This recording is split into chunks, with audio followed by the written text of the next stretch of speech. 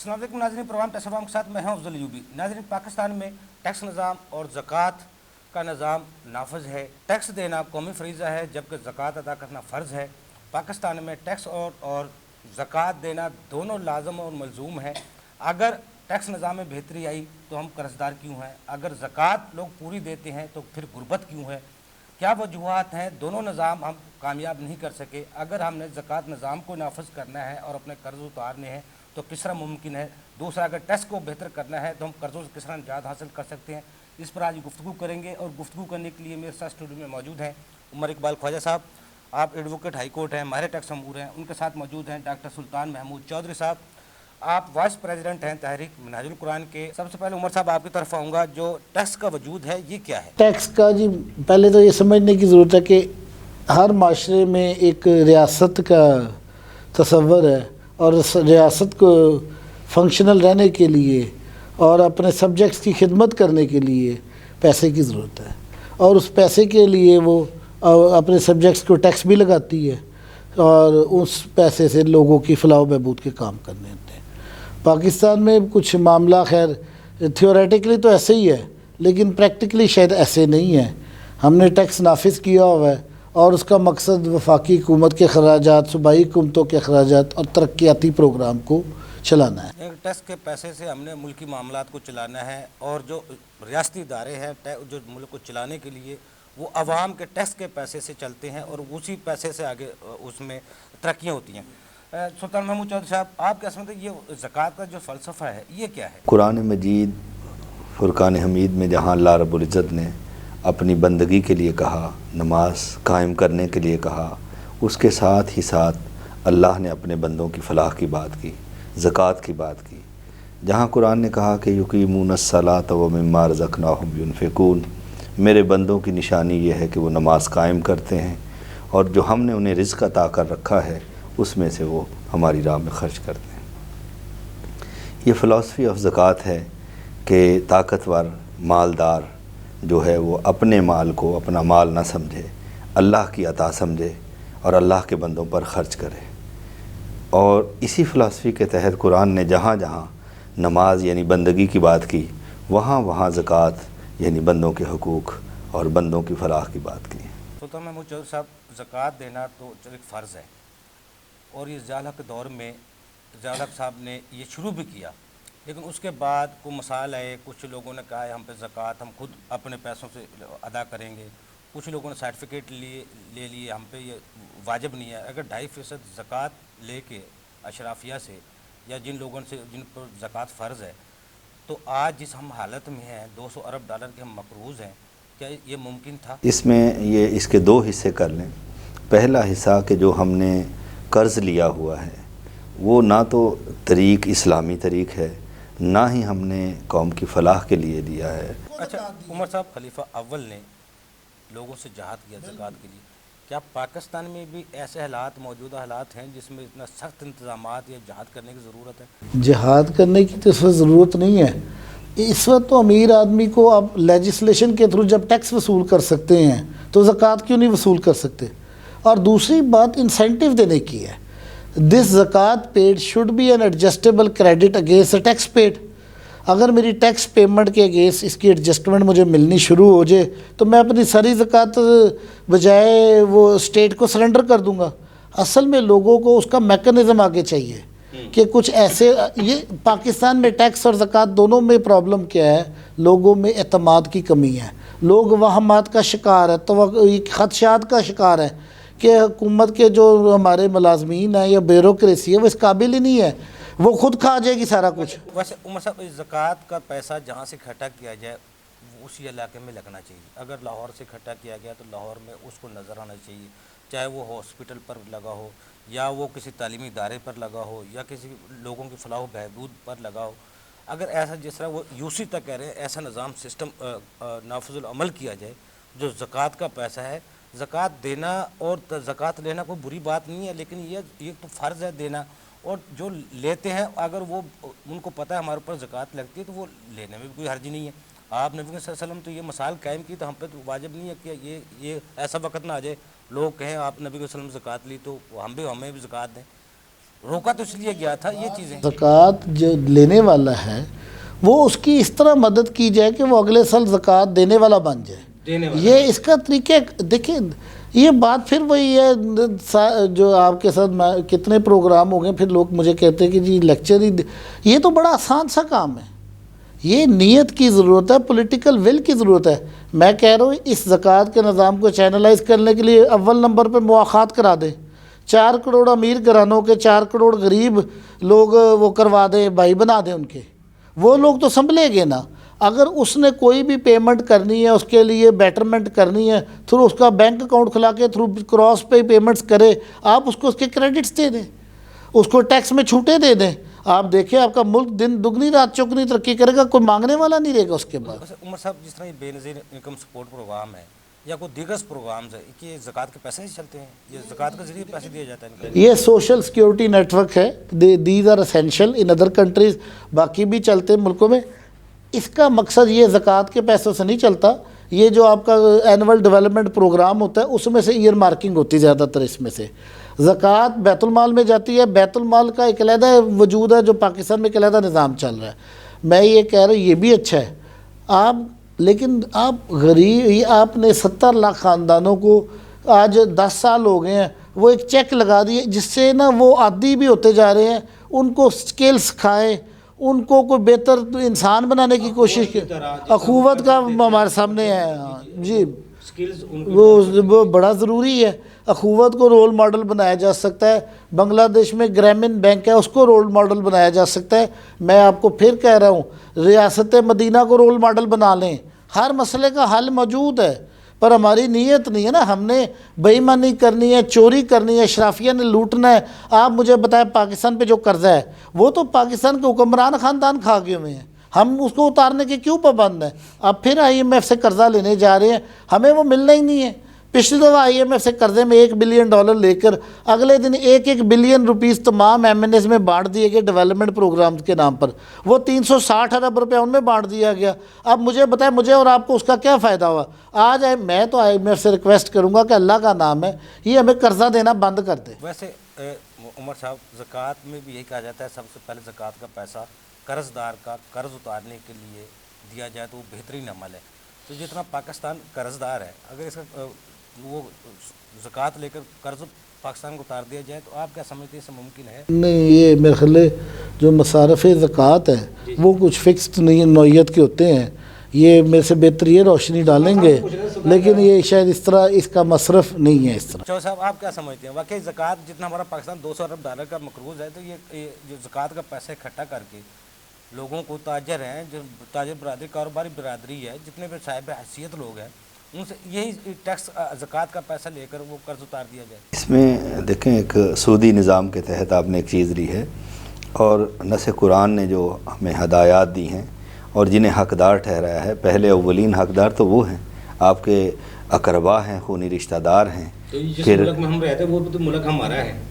दुरुस्त कह रहे हैं, मुल्क हमारा है। पहले मुल्क में बसने वाले, जो पहले आपने एक बात की, इसके 2 हिस्से कर लें अलहदा से, कि आपके जो गुराबा हैं, आपकी फैमिलीज़ में, आपके दाएं बाएं रहने वाले, आपकी सोसाइटी में रहने वाले लोग, पहला हक़ तो उनका है।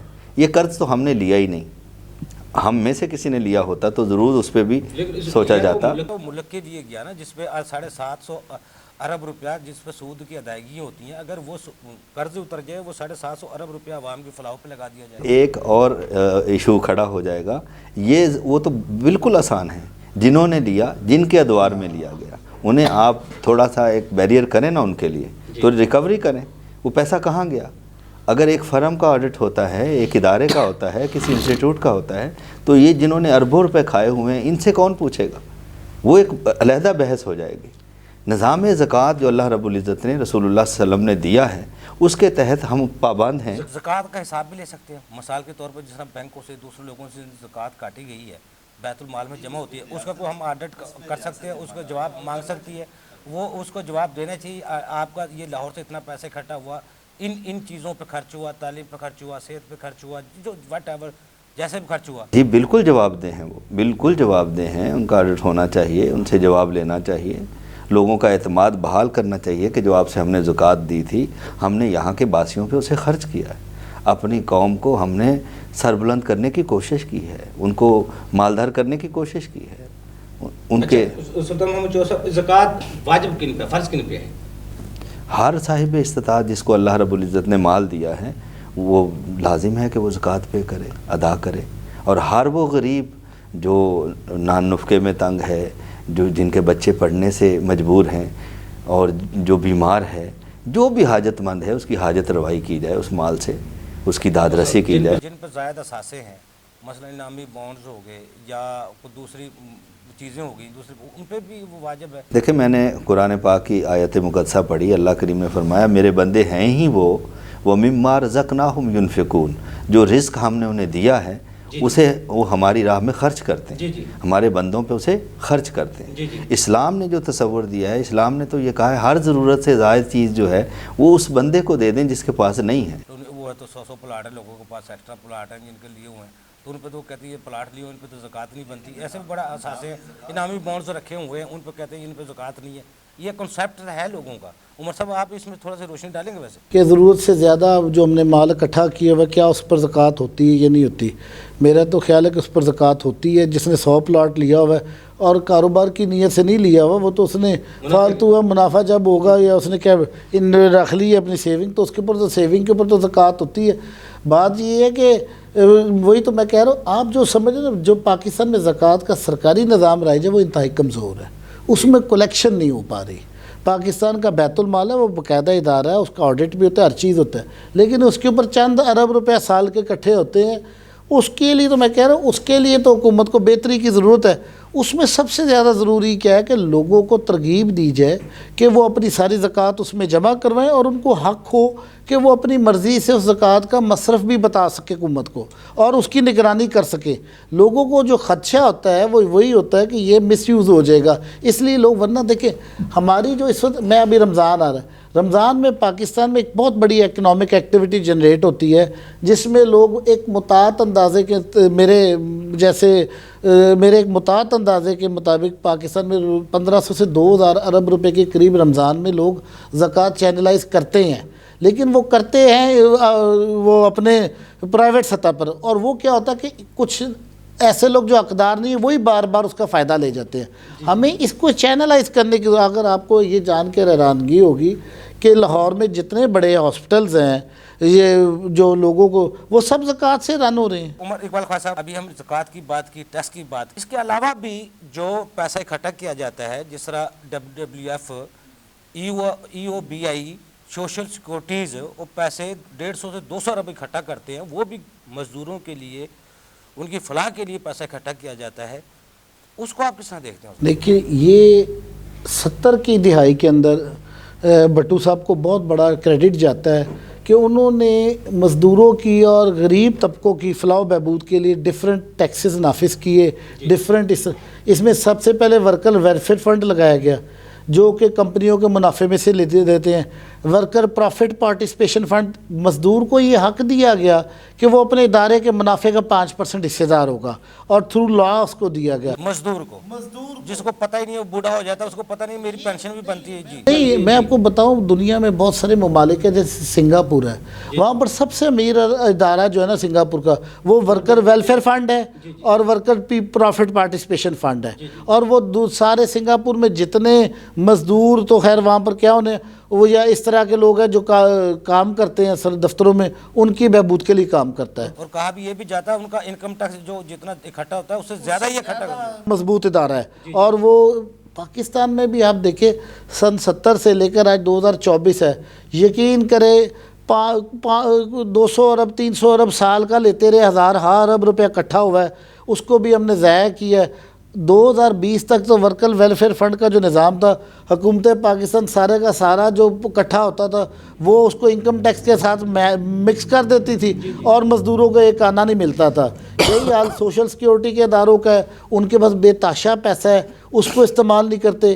EOBI کا جتنا پیسہ ہے وہ مختلف سکینڈلز کی نظر ہوتا رہا ہے، وہ لا کر اسٹاک مارکیٹ میں ضائع کرتا رہا. کوئی منسٹر لے گیا، کوئی افسر لے گیا، ان کو چینلائز نہیں کیا گیا.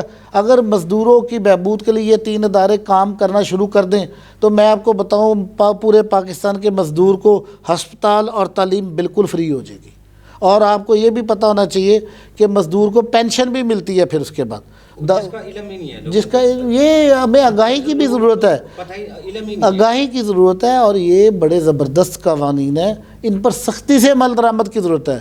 یہ نہیں ہونا چاہیے کہ مل مالکان WPPF کا پیسہ بھی مزدوروں کے نام پر نکلوا کے خود کھا جائیں، اس کی ایک پراپر نگرانی ہونی چاہیے۔ ویسے عمر صاحب، نہ ہم ٹیکس کے پیسے کا حساب دیتے ہیں عوام کو، نہ کبھی ٹیکس کے پیسے کا بھی آڈٹ ہوتا ہے، اس طرح وہ زکوٰۃ کا پیسہ ہے، دونوں طرف سے ریاست پاکستان یا پاکستان ہماری حکومت اس کا آج تک کوئی جواب نہیں دے سکی، عوام کا اعتماد میں نہیں لے سکی، شفافیت نہیں لا سکی۔ یہ کیا وجوہات ہیں؟ ان کو ہم بہتر کر سکتے ہیں؟ شفافیت نہیں ہے ہمارے نظام میں، یہ سب سے بڑا پرابلم ہے۔ یہ وہ خدشہ ہے جس کی وجہ سے نہ ٹیکس اکٹھا ہوتا ہے نہ زکوٰۃ اکٹھی ہوتی ہے، دونوں میں ہم ناکام یہ خدشہ ہی ہے۔ اس کی یہ خدشہ بھی نہیں، یہ ایک حقیقت ہے۔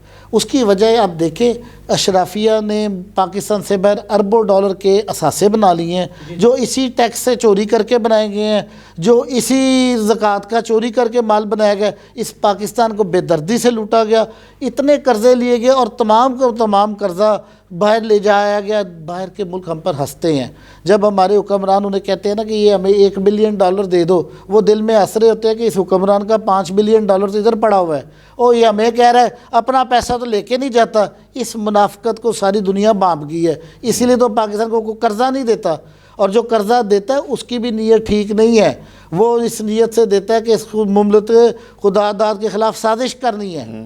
ہمارے ادارے بھی میں پھر وہی بات بڑھ جاتی ہے۔ منصفانہ ایک ہوتا ہے، ایک بندہ جو ٹیکس سسٹم میں نہیں بھی آتا، وہ اس کرائٹیریا میں نہیں آتا، اس سے بھی ہر طرح کے ٹیکس وصول کیے جاتے ہیں، اور زکوٰۃ جن پہ ان سے بھی لاگو ہے ان سے بھی حکومت نہیں لے سکتی، وہ بھی اپنی مرضی سے سرٹیفکیٹ لے کے بیٹھے ہیں۔ یہ ہم کہتے ہیں پروگریسو ٹیکسیشن سسٹم، اور اس کا دوسرا ہے کہ یہ مساواتی نظام ہونا چاہیے۔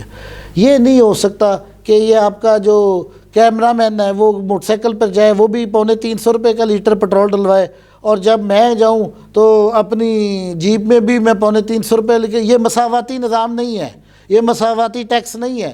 ہر ایک کو اس کی ابیلٹی ٹو پے کے حساب سے ٹیکس لگنا چاہیے۔